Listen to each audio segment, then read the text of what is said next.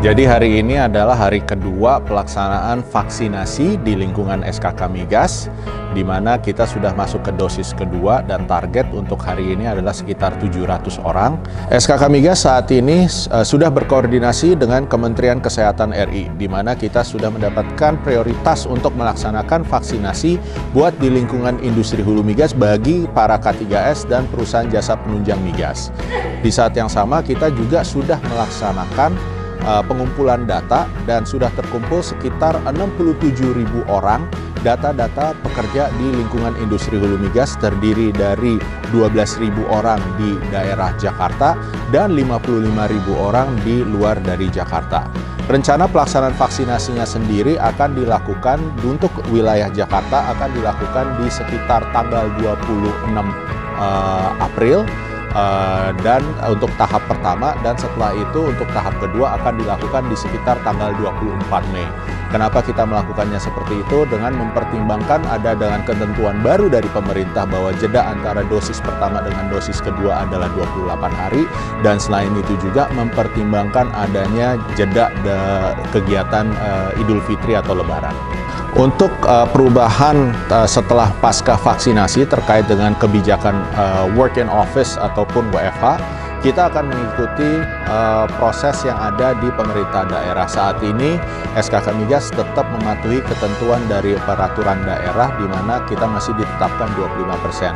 Tentu saja kita berharap itu akan secara terus-menerus akan meningkat, tapi kita akan mengikuti dan juga kita melihat perkembangan terutama dari sisi penurunan jumlah penularan COVID yang ada di wilayah Jakarta. Saya Dr. Ade Mutiara.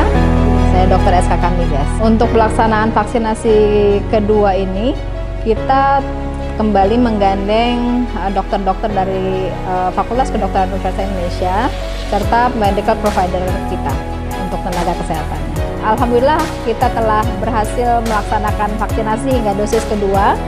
Pastikan bahwa vaksinasi ini hanya salah satu dari pencegahan penularan sehingga tetap menjaga kesehatan, tetap menjaga daya tahan tubuh kita agar kita tidak tertular virus COVID serta tetap menjalankan protokol 3M sampai semuanya aman.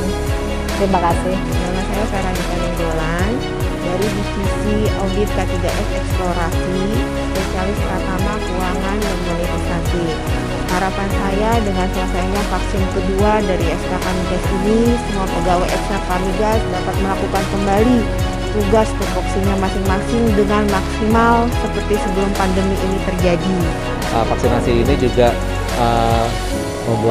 turut mendukung terjadinya kekebalan populasi herd immunity di Indonesia seperti itu, sehingga seperti diharapkan oleh pemerintah dan negara bahwa kita dengan vaksinasi ini ekonomi juga bangkit. Nama saya Ruli dari Divisi Pengelolaan Aset.